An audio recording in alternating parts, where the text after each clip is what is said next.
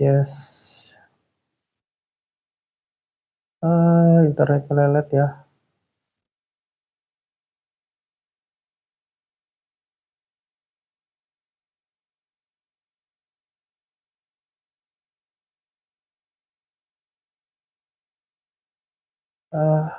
Oke.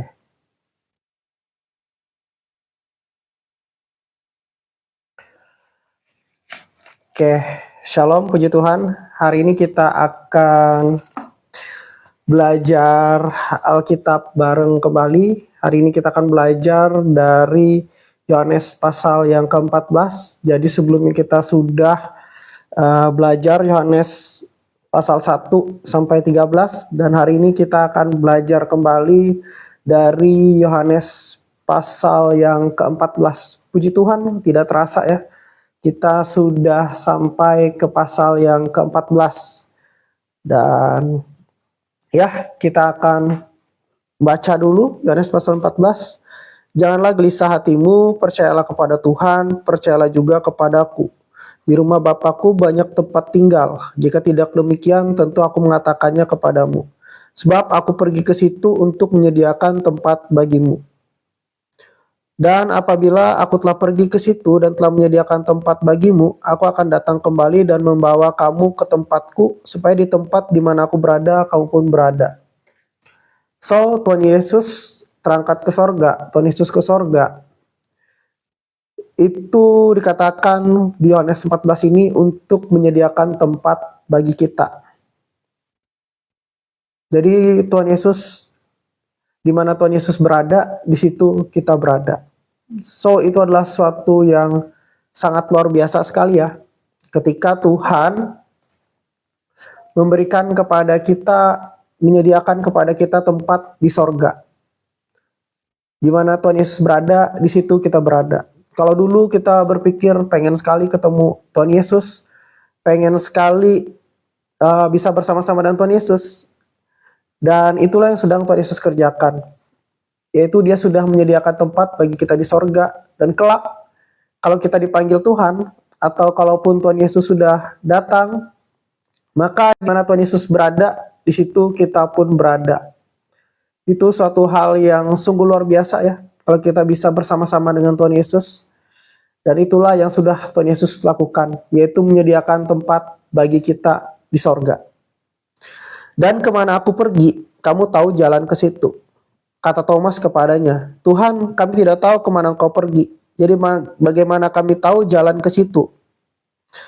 Kata Yesus kepadanya, akulah jalan dan kebenaran dan hidup. Tidak ada seorang pun yang datang kepada Bapa kalau tidak melalui aku. Sekiranya kamu mengenal aku, pasti kamu juga mengenal Bapakku. Sekarang ini kamu mengenal dia dan kamu telah melihat dia. Jadi identitas Tuhan Yesus itu ada banyak ya. Yesus itu dia adalah jalan, dia adalah kebenaran, dia adalah hidup itu sendiri. Halo Uha. Nah, kalau kita melihat lagi identitas Tuhan Yesus itu apa? Anak manusia, anak domba, roti kehidupan, ya. Dan di sini Tuhan Yesus juga di Yohanes, kitab Yohanes yang sebelumnya juga Tuhan Yesus bilang, aku adalah gembala yang baik.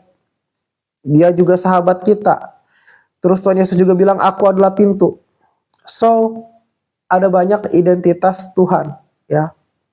Dan Tuhan Yesus itu adalah jalan itu sendiri, kebenaran itu sendiri, dan kehidupan itu sendiri. Kalau kita berbicara tentang kehidupan kekal, Yesus Kristus itu adalah kehidupan itu sendiri. Thank you, Uha. Ya. Ini orang yang on di tengah malam ya, seperti Uha ya. Orang-orang yang on di tengah malam. Ya, jadi Yesus itu adalah jalan itu sendiri. Dan di sini dikatakan, tidak ada seorang pun yang datang kepada Bapa kalau tidak melalui aku. Jadi jalan satu-satunya ke sorga itu cuma melalui Yesus Kristus Tuhan, tidak ada jalan yang lain. So, keselamatan itu cuma hanya ada di dalam Yesus, tidak ada jalan lain ke sorga. Orang bilang banyak jalan menuju Roma, tapi jalan ke sorga cuma satu. Cuma lewat Tuhan Yesus, tidak ada jalan yang lain, dan orang tidak akan bisa ke sana kepada Bapa kalau tidak melalui Tuhan Yesus. Jadi Tuhan Yesuslah satu-satunya jalan. perbuatan baik itu bukan jalan ke sorga. Ada banyak agama, ada banyak kepercayaan mengenai sorga. Tetapi firman Tuhan katakan cuma Yesus satu-satunya jalan, tidak ada yang lain. Jadi cuma Yesuslah satu-satunya jalan ke sorga, tidak ada yang lain. Dan itu no debat ya. Nah, kata Filipus kepadanya, Tuhan, tunjukkanlah Bapa itu kepada kami, itu sudah cukup bagi kami. Kata Yesus kepadanya, telah sekian lama aku bersama-sama kamu, Filipus, namun engkau tidak mengenal aku. Barang siapa telah melihat aku, ia telah melihat Bapa. Bagaimana engkau berkata, tunjukkanlah Bapa itu kepada kami? Tidak percayakah engkau bahwa aku di dalam Bapa dan Bapa di dalam aku? Apa yang aku katakan kepadamu, tidak aku katakan dari diriku sendiri, tetapi Bapa yang diam di dalam aku, dialah yang melakukan pekerjaannya. Percayalah kepadaku bahwa aku di dalam Bapa dan Bapa di dalam aku. Atau setidak-tidaknya percayalah karena pekerjaan-pekerjaan itu sendiri. Jadi Tuhan Yesus di sini bilang bahwa Dia dan Bapa adalah satu. Kalau kamu melihat Bapa, kamu melihat Yesus. Nah, banyak orang pemahamannya itu ini ya. Pemahamannya itu seperti ini. Mereka tidak yakin Tuhan itu satu ya. Tritunggal itu kan Bapa, Putra, Roh Kudus, tapi mereka adalah pribadi yang satu, pribadi yang sama. Dan Tuhan itu kan omnipresence ya. Kita manusia ya, kita nggak omnipresent. Ciptaan itu nggak omnipresence. Malaikat nggak omnipresence. Iblis nggak omnipresence. Lucifer, setan itu nggak omnipresence ya. Kita manusia juga nggak omnipresence. Ya, kita ada di tempat kita sekarang, kita nggak bisa berada di tempat yang lain secara bersamaan. Ya, nah itu kita manusia yang terbatas. Sedangkan Tuhan itu tidak terbatas. Nah, jadi Tuhan itu Dia di satu sisi adalah Bapa, satu sisi Dia adalah Yesus, terus Dia juga Roh Kudus itu sendiri. Karena Dia itu omnipresence. Dia ada di sorga, Dia juga ada di sini saat ini. Nah, karena Tuhan itu tidak dibatasi oleh tempat. Tempat, waktu, itu Tuhan yang ciptakan. Jadi Tuhan itu tidak dibatasi oleh tempat dan waktu. Dia omnipresence. Jadi kalau orang bilang nggak masuk akal, Yesus dan Bapa itu adalah satu, Tritunggal itu nggak masuk akal, ya. Karena memang Tuhan itu nggak masuk akal ya. Yang masuk akal itu ya manusia seperti kita ya. Jadi Tuhan itu tidak terbatas oleh tempat, waktu, jarak ya. Jadi Yesus dan Bapa adalah satu. Nah, kenapa bisa begitu? Karena Tuhan, tidak ada yang mustahil bagi Tuhan, karena Dia omnipresence. Nah, aku berkata kepadamu, sesungguhnya barang siapa percaya kepadaku, ia akan melakukan juga pekerjaan-pekerjaan yang aku lakukan, bahkan pekerjaan-pekerjaan yang lebih besar daripada itu, sebab aku pergi kepada Bapa. Dan apa juga yang kamu minta dalam namaku, aku akan melakukannya, supaya Bapa dipermuliakan di dalam Anak. Jika kamu minta sesuatu kepadaku dalam namaku, aku melakukannya. So di sini Tuhan Yesus bilang, Dia akan segera meninggalkan murid-muridnya pada waktu itu, karena Dia harus melakukan karya salib. Dia harus disalibkan, terus Dia juga harus mati, lalu bangkit pada hari ketiga dan terangkat ke sorga. Nah, jadi Tuhan Yesus berpesan kepada murid-muridnya, kemana tempat aku pergi, kamu nggak bisa ke situ ya, kamu belum bisa ke situ ya. Karena Tuhan Yesus bukan berada di dunia ini ya, ketika Dia terangkat ke sorga. Nah, tapi Tuhan Yesus bilang, ketika aku pergi kepada Bapa, ya, kamu yang akan melakukan pekerjaan-pekerjaan Tuhan. Ya. Jadi Tuhan Yesus menyembuhkan orang sakit, membangkitkan orang mati, mengusir setan-setan. Karena Tuhan Yesus terangkat ke sorga, maka murid-murid lagi lah yang melanjutkan. Bahkan kita lagi yang melanjutkan pekerjaan-pekerjaan Tuhan Yesus. Bahkan Tuhan Yesus bilang, kalau kamu percaya kepadaku, kamu akan melakukan pekerjaan-pekerjaan yang aku lakukan. Pekerjaan-pekerjaan yang dilakukan Tuhan Yesus apa? Mengusir setan-setan, menyembuhkan orang sakit, memberitakan Injil, membawa kabar baik, membantu orang miskin. Nah, itu pekerjaan-pekerjaan Tuhan Yesus. Kalau kamu percaya Yesus, seharusnya kamu juga melakukan seperti itu, bahkan hal-hal yang lebih besar daripada itu. Dan kalau kita lihat, Tuhan Yesus menyembuhkan orang sakit, murid-murid juga menyembuhkan orang sakit. Tuhan Yesus membangkitkan orang mati, murid-murid juga membangkitkan orang mati. Bahkan Tuhan Yesus bilang kamu akan melakukan pekerjaan yang lebih besar daripada itu. Yaitu apa? ketika Petrus ya berjalan, bayangannya aja orang sakit itu sembuh, orang diikat roh jahat, roh jahatnya pergi gitu ya. Dia melakukan perkara-perkara yang besar yang bahkan Tuhan Yesus waktu itu belum lakukan ya. Nah, karena ini adalah janji Tuhan. Karena Tuhan menyertai ya kabar baik Injil itu dengan tanda-tanda, dengan keajaiban dan kuasa, dengan sign and wonders. Nah, terus selanjutkan lagi katanya, jikalau kamu mengasihi aku, kamu akan menuruti segala perintahku. Aku akan minta kepada Bapa dan ia akan berikan kepadamu seorang penolong yang lain, supaya ia menyertai kamu selama-lamanya, yaitu roh kebenaran. Dunia tidak dapat menerima dia, sebab dunia tidak melihat dia dan tidak mengenal dia. Tetapi kamu mengenal dia, sebab ia menyertai kamu dan akan diam di dalam kamu. Aku tidak meninggalkan kamu sebagai yatim piatu. Aku datang kembali kepadamu. Tinggal sesaat lagi dan dunia tidak akan melihat aku lagi. Tetapi kamu melihat aku sebab aku hidup dan kamu pun akan hidup. Pada waktu itulah kamu akan tahu bahwa aku di dalam Bapakku dan kamu di dalam aku dan aku di dalam kamu. So di sini Tuhan Yesus berkata kepada murid-murid. Tuhan Yesus nggak langsung berkata terus terang dia akan dibunuh, dia akan mati, dia akan bangkit pada hari ketiga dan dia akan terangkat ke sorga. Tuhan Yesus nggak bilang secara terus terang ya kepada murid-murid waktu itu. Tuhan Yesus masih berbicara belum terus terang kepada murid-murid waktu itu. Tapi Tuhan Yesus kasih tahu bahwa dia akan pergi meninggalkan murid-murid. Dia akan kembali kepada Bapa, ya, dan tempat di mana dia pergi murid-murid akan pergi ke situ juga. Tuhan Yesus menyediakan tempat bagi mereka gitu ya. Nah, tapi Tuhan Yesus bilang, aku tidak meninggalkan kamu yatim piatu. Artinya Tuhan Yesus sudah terangkat ke sorga ya. Jadi Tuhan Yesus posisi nggak di bumi lagi nih. Dia sudah terangkat ke sorga. Dan tapi Tuhan Yesus nggak meninggalkan kita gereja, murid-murid Tuhan, kita gereja ditinggalkan sebagai yatim piatu. No. Ada Roh Kudus yang dicurahkan ya ke dunia ini yang akan melakukan pekerjaan-pekerjaan yang Tuhan Yesus lakukan, yaitu melalui kita. Tuhan Yesus bilang di Kisah Rasul 1 ayat 8, jika Roh Kudus itu turun ke atas kamu, maka kamu akan menerima kuasa, menerima otoritas ya. Kuasa yang ada pada Yesus itu ada pada kamu juga, karena Roh Kudus itu memiliki kuasa, Roh Kudus Tuhan itu memiliki kuasa ya. Nah, ketika Roh Kudus turun, dia yang akan mengerjakan pekerjaan-pekerjaan Tuhan melalui kamu. Makanya ya, Petrus khotbah 3.000 orang bertobat ya ketika dia dipenuhi Roh Kudus. Dia melakukan pekerjaan seperti yang dilakukan Tuhan Yesus, menyembuhkan orang sakit, mengusir setan-setan, bahkan kena bayangannya pun orang sakit sembuh, setan bahkan pergi gitu ya. Rasul Paulus juga sama, ketika Roh Kudus berdiam di dalam dia, Rasul Paulus juga melakukan pekerjaan-pekerjaan yang luar biasa. Dia berkhotbah, menginjil, banyak orang terima Yesus. Dia melakukan tanda-tanda keajaiban dan mujizat, dan semua murid melakukan itu. Seharusnya itu adalah orang Kristen yang normal, seharusnya seperti itu ya. Kalau berdasarkan Alkitab, ya seharusnya kita seperti itu. Berdasarkan Alkitab seharusnya seperti itu. Jadi mujizat, tanda-tanda, keajaiban dan kuasa itu Alkitabiah. Ya, Kristen yang normal seharusnya seperti itu ya. Nah, jadi Tuhan nggak meninggalkan kita sendiri. Bahkan Tuhan Yesus bilang malah lebih baik kalau Roh Kudus itu turun ke bumi. Tuhan Yesus kembali kepada Bapa dan Roh Kudus turun ke bumi. Kenapa?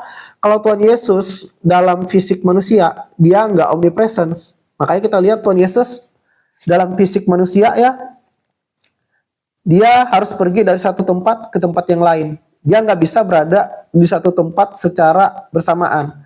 Karena Tuhan Yesus dalam fisik manusia, dia tidak bisa omnipresence. Tetapi Roh Kudus Tuhan ya, yang dalam roh ya, yang adalah roh, itu omnipresence. Jadi Roh Kudus, dia yang saat ini ada di dalam kamu, dia juga ada di dalam saya. Dia juga ada di dalam si A, si B, si C, si D. Jadi dia tidak dibatasi tempat, tidak dibatasi waktu ya. Karena Tuhan itu nggak dibatasi tempat dan waktu. Karena dia yang menciptakan waktu, dia yang menciptakan tempat. Dia nggak dibatasi masa lalu, masa sekarang, masa depan. Karena dia kekal, dia Tuhan yang tidak dibatasi waktu ya. Dia omnipresence.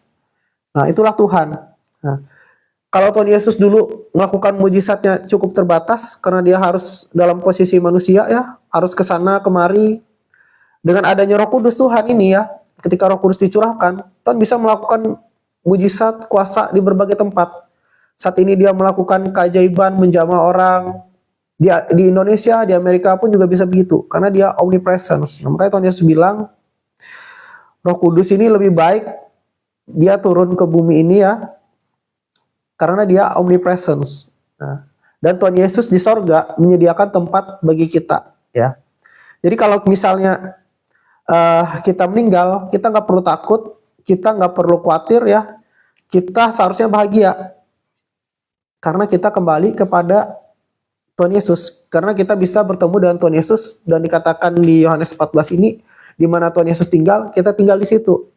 Nah, banyak orang takut dengan ini ya, akhir zaman itu bagi orang itu nggak tahu ya, kok orang banyak takut tentang akhir zaman ya.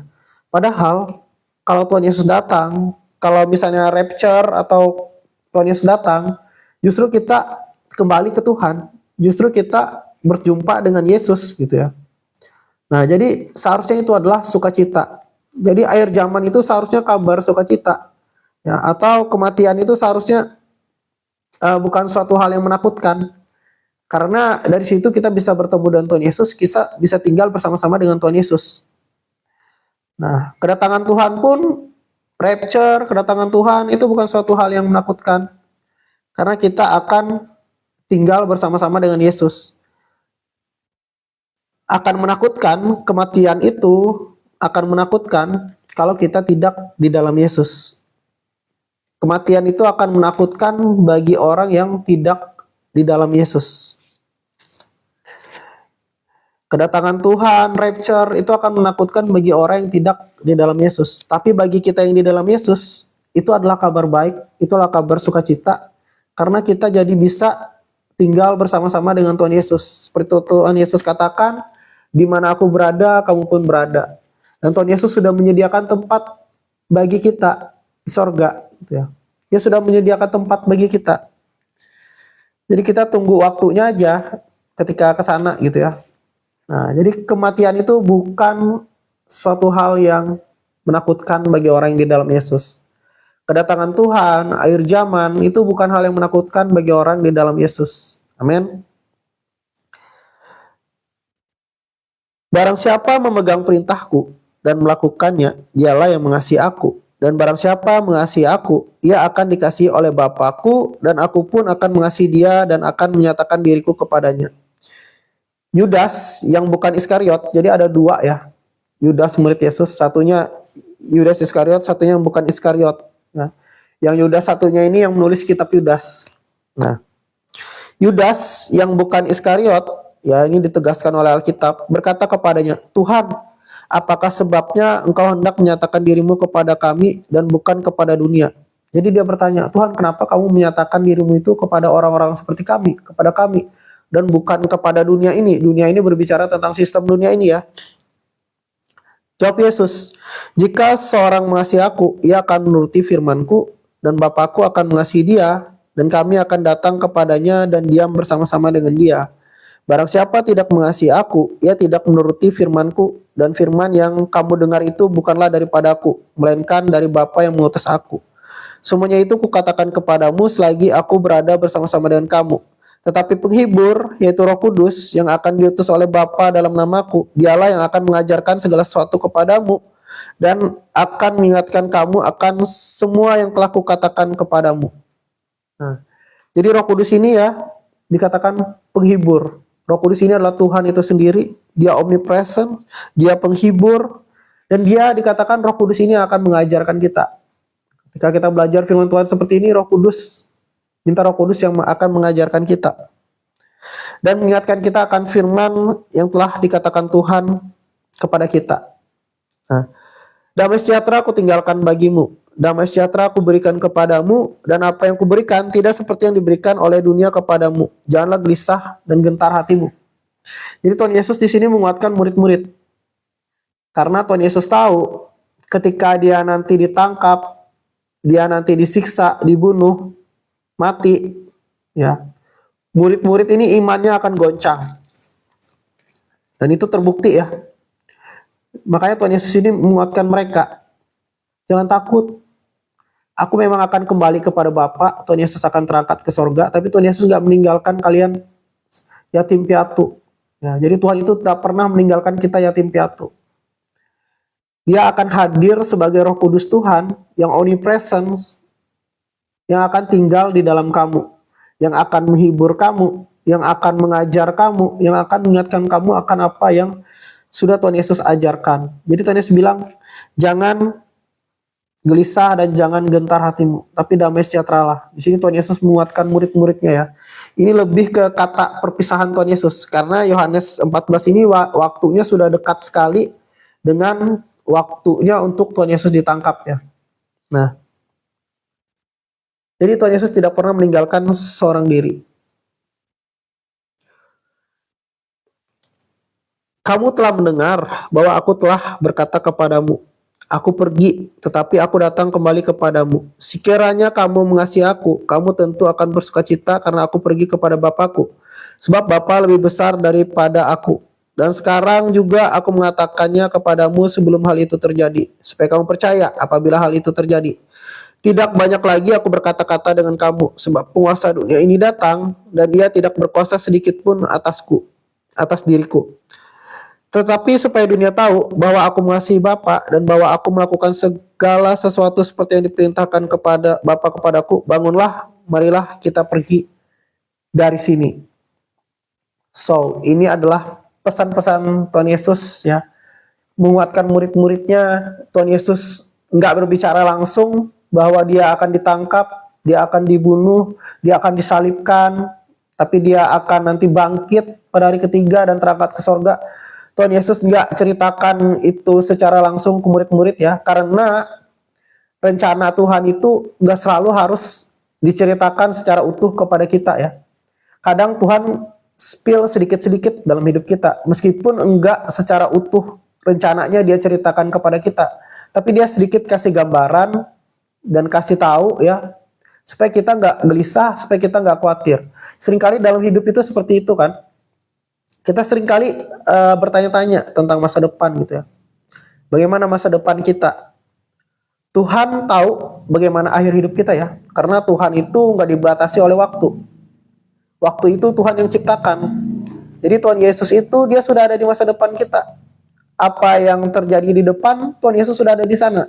Karena Tuhan Yesus tidak dibatasi oleh waktu. Dia itu Tuhan, waktu itu dia yang diciptakan. Berbeda dengan kita.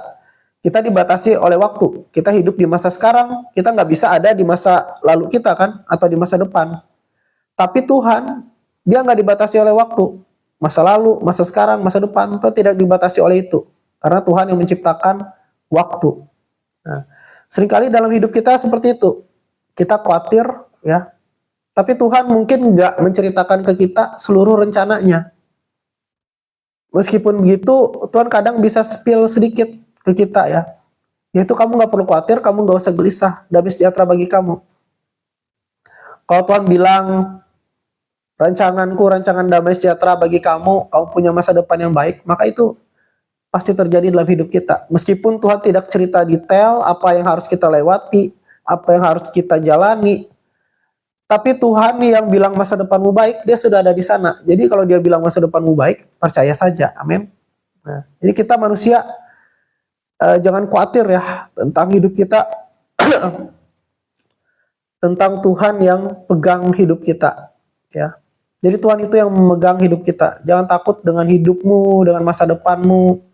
Jujur kadang kita sebagai manusia bisa takut ya, karena kita nggak bisa melihat masa depan. Makanya ya, itu yang dijadikan orang untuk cuan. Dalam artian seperti ini, banyak orang yang takut tentang masa depan, jadinya apa? Mereka melihat ramalan-ramalan ya kan. Mereka melihat zodiak, di mana dulu majalah-majalah atau apa kasih zodiak-zodiak gitu ya. Mereka dapat uang gitu ya dari orang di majalahnya, cuma untuk lihat zodiak atau segala macam. Karena orang nggak tahu masa depan, makanya orang banyak khawatir gitu ya. Tapi Tuhan Yesus bilang, jangan khawatir akan hidupmu. Burung aja Tuhan pelihara gitu ya, apalagi kamu anak kesayangannya gitu ya. Nyawa aja dia beri buat kamu, apalagi untuk kehidupanmu di dunia ini. Tuhan pasti jamin, Tuhan pasti pelihara. Cuma jangan juga kamu jadi orang yang malas atau orang yang pasif. Ya, karena Tuhan mengajarkan kita bukan untuk menjadi orang yang malas atau orang yang pasif yang gak melakukan apa-apa. Tapi Rasul Paulus bilang, kalau gak kerja jangan makan. Ya kan, artinya harus bekerja. Juga Rasul Paulus bilang, kasih karunia itu, anugerah itu justru membuat dia semakin rajin. Nah, jadi seperti itu ya. Jadi bukan membuat kita semakin malas. Kalau kita melihat murid-murid Yesus, mereka adalah orang-orang yang rajin ya. Rasul Paulus orang yang rajin. Kalau kita lihat tokoh-tokoh Alkitab, mereka orang-orang yang rajin. Kita lihat Yusuf, kita lihat Daniel, kita lihat Daud. Nggak ada yang pemalas ya. Mereka orang-orang yang rajin. Kita lihat Yakub atau Israel, itu orang yang rajin ya. Bahkan dia rela mengabdi demi mendapatkan Rahel ya, sampai 14 tahun. Itu contoh orang-orang yang rajin. Nah, jadi meskipun kita tahu ending hidup kita ya baik di dalam Tuhan, tapi kita tetap harus mengerjakan bagian kita. Jangan pasif, jangan malas. Firman Tuhan katakan di kitab Amsal, hai pemalas, pergilah kepada semut, belajar dari semut. Semut itu nggak ada pemimpinnya, tetapi dia menyediakan makanannya. Artinya seperti ini, semut itu nggak harus disuruh, baru dia bekerja atau mempersiapkan segala sesuatu. Nah, jadi kita dalam hidup ini ya, nggak usah disuruh, nggak usah diperintah dulu, tapi kita tahu apa yang harus kita kerjakan, apa yang harus kita persiapkan. Nah, jadi dari firman Tuhan hari ini kita belajar bahwa kematian, akhir zaman, atau kata orang kiamat, ya itu bukan suatu hal yang menakutkan. Karena Tuhan Yesus sudah pergi ke sana, ke surga, untuk menyediakan tempat bagi kita. Supaya kalau tiba saatnya, entah kita meninggal ya kalau sudah waktunya, ataupun entah kita rapture ketika Tuhan Yesus datang kedua kali, ketika Tuhan Yesus datang nanti kita rapture gitu ya, endingnya sama, kita akan tinggal bersama-sama dengan Tuhan Yesus, dan itu sungguh luar biasa ya. Kita bisa bersama-sama dengan Tuhan Yesus, seperti Tuhan Yesus katakan, di mana aku berada, kamu pun berada di situ. Amin. Jadi kamu tahu sudah setelah kematian kamu akan kemana ya, yaitu bersama-sama dengan Tuhan Yesus. Nah, begitu juga kalau kita memiliki orang yang kita kasihi yang di dalam Yesus, ketika mereka sudah kembali ke Tuhan, sudah meninggal duluan, percayalah ya, mereka berbahagia. Kenapa? Karena di mana tempat Yesus berada, di situ mereka berada, dan itu adalah kebahagiaan terbesar ya. Nah, jadi itulah yang membuat kita orang Kristen, orang percaya, kalau misalnya ada yang meninggal, kita nggak terlalu larut dalam kesedihan sampai nggak bisa melakukan apa-apa ya. Tapi kita bisa berpengharapan. Karena apa? Karena dalam Tuhan Yesus itu ada kepastian, yaitu kepastian hidup kekal, dan kita akan kembali bersama dengan Tuhan Yesus, tinggal bersama-sama dengan Tuhan Yesus. Di mana Tuhan Yesus berada, di situ kita berada. Berbeda dengan orang yang di luar Yesus. Mereka semoga masuk surga gitu ya. Betul nggak? Banyak orang berpikir, semoga masuk surga, atau nggak yakin masuk surga. Nggak pasti gitu ya. Setelah mereka mati, mereka kemana? Mereka itu nggak pasti. Tapi kita di dalam Yesus pasti. Di mana Yesus berada, di situ kita berada. Jadi Tuhan Yesus di sini bukan orang yang seperti tokoh agama yang jalan kamu ke surga seperti ini ya. Nah, kalau kamu lakukan, mungkin kamu akan masuk surga. Atau kalau kamu melakukan, semoga kamu masuk surga. Itu tokoh agama ya. Tapi Tuhan Yesus bilang, Tuhan Yesus nggak kasih jalan ke surga. Tapi Tuhan Yesus bilang, akulah jalan itu. Jalan satu-satunya. Akulah jalan kebenaran dan hidup. Tidak ada seorang pun yang datang kepada Bapa kalau tidak melalui aku. Jadi Tuhan Yesus nggak kasih petunjuk lewat mana, tapi Tuhan Yesus kasih petunjuk, dia sendiri jalannya. Jadi kamu harus melalui Yesus untuk bisa sampai ke sorga, untuk bisa mengakses ke sorga. Dan itu simple, cuma dengan kau percaya pada Yesus, menerima Yesus sebagai Tuhan Juru Selamat, kau pasti ada bersama-sama dengan Yesus, surga itu pasti buat kamu gitu ya. Nah, jadi pasti dalam kekekalan kamu menghabiskan hidupmu bersama dengan Tuhan. Nah, teman-teman semua, demikian firman Tuhan hari ini ya. Jadi kita di sini bahas kitab Yohanes pasal 14. Sebelumnya kita sudah bahas kitab Yohanes pasal yang pertama sampai dengan yang ke-13. Jadi kita baca pasal demi pasal ya di setiap live. Dan di live-nya ini nanti recordingnya ditayangkan juga di YouTube Andre Thomas TV untuk yang recordingnya. Bagi yang mau pelajari pasal yang sebelumnya juga bisa lihat di YouTube ya, yang ketinggalan untuk mempelajari pasal-pasal yang sebelumnya. Dan kitab Yohanes ini ada 21 pasal. Nah, kita sudah sampai ke yang ke-14. Tapi nanti rencananya ya kalau Tuhan menghendaki, doakan setelah kita selesai kitab Yohanes ini, biasanya kita satu pasal ya. Kita akan belajar lagi. Saya tertarik untuk kita belajar tergerak ya, untuk kita belajar kitab Rut. Tapi bukan satu pasal, tetapi langsung satu kitab, karena kitab Rut itu pendek juga ya. Nah, kitab Rut ini yang saya dapatkan adalah kitab turn around, yaitu pembalikan keadaan orang yang dibalikkan keadaannya tiba-tiba. Dari yang gak baik jadi baik. Kalau kamu misalnya keadaanmu gak baik, entah sakit penyakit, entah dalam bisnis, entah dalam apa gitu ya. Nanti kita jelaskan lebih jelas di kitab Rut ya, setelah kita menghabiskan kitab Yohanes. Nah, kau mau nggak mengalami keadaan yang berubah secara tiba-tiba? Jadi dalam Alkitab, dan saya percaya itu bisa terjadi juga dalam hidup kita, Tuhan itu bisa membalikkan keadaan kita tiba-tiba. Itu contohnya adalah di kitab Rut, di kitab Esther. Nah, nanti kita akan bahas itu ya. Pembalikan keadaan yang tiba-tiba yang daripada Tuhan. Kita belajar dari Rut. Kenapa sih Rut ini bisa mendapat favor yang luar biasa dari Tuhan? Nah, karakter apa yang dimiliki Rut ini sehingga kita bisa belajar dari Rut, sehingga kita bisa mengalami juga pembalikan keadaan yang tiba-tiba seperti Rut. Nah, nanti kita bahas ya, tunggu kita selesaikan kitab Yohanes. Nah, setelah Rut, nanti kita akan belajar lagi kitab Esther lagi. Kitab Esther karena pendek, maka akan sampai habis ya.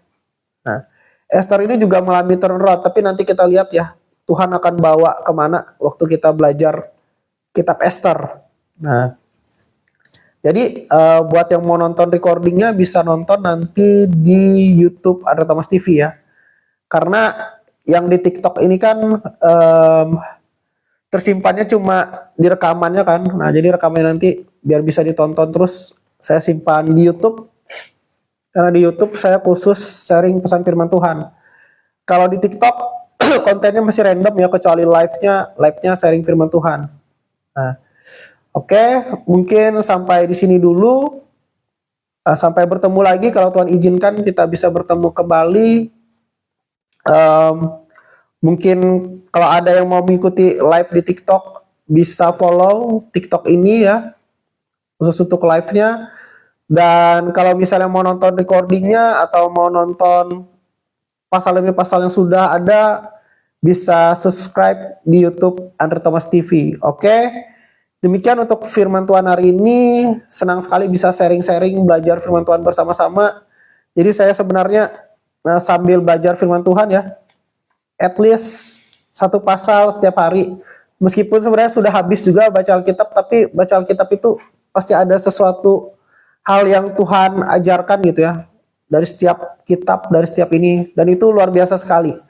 Jadi why not kita nggak coba belajar Alkitab satu pasal setiap hari, dan kita akan dapatkan sesuatu yang luar biasa ya dari firman Tuhan. Nah, lewat platform ini ya, kita akan belajar sama-sama pasal demi pasal, satu pasal setiap hari. Jadi kita bisa membaca Alkitab bersama-sama, belajar bersama-sama setiap hari, satu pasal demi pasal. Sekarang sudah ada di Yohanes 14, dan besok kita akan belajar lagi Yohanes 15, sampai Yohanes 21. Setelah itu kita sedikit naik level, kita belajar kitab Rut, satu kitab, ya, karena kitabnya pendek juga. Oke, Saya berdoa buat rekan-rekan yang haus akan firman Tuhan, haus akan mendengarkan firman Tuhan. Saya berdoa biar Tuhan terus kasih rasa haus dan lapar itu dalam hati kita untuk belajar firman Tuhan. Karena Alkitab ini ya, Bible itu nggak tahu ya, timbul pas ya. Bible itu bisa juga jadi singkatan Basic Instruction Before Leaving Earth. Jadi ini instruksi paling utama, paling basic ya sebelum kita meninggalkan dunia ini. Ketika kamu meninggalkan dunia ini nanti kamu kemana? Kalau kalian belajar dari agama-agama, kepercayaan-kepercayaan ya, ada yang bilang, kamu lakukan ini ya, kamu lakukan ritual ini, kamu lakukan ini, kamu masuk agama ini, mungkin kamu akan masuk surga. Atau semoga kamu masuk surga. Tapi di dalam Alkitab ini yang adalah kebenaran, Tuhan Yesus itu sendiri adalah jalan itu sendiri. Ya, Dia kehidupan itu sendiri. Kalau kamu di dalam Yesus, kamu di dalam kehidupan itu sendiri. Jadi dalam Alkitab ini bukan mungkin, bukan semoga, tapi pasti. Ya, bersama Yesus kamu pasti masuk surga. Bersama Yesus kamu tahu ya, ketika kamu meninggalkan dunia ini kamu bakal kemana? Kamu tahu dengan pasti. Bukan mungkin, bukan semoga, tapi pasti. Dan itu cuma kamu dapat di dalam nama Tuhan Yesus. Amin. Tuhan Yesus memberkati.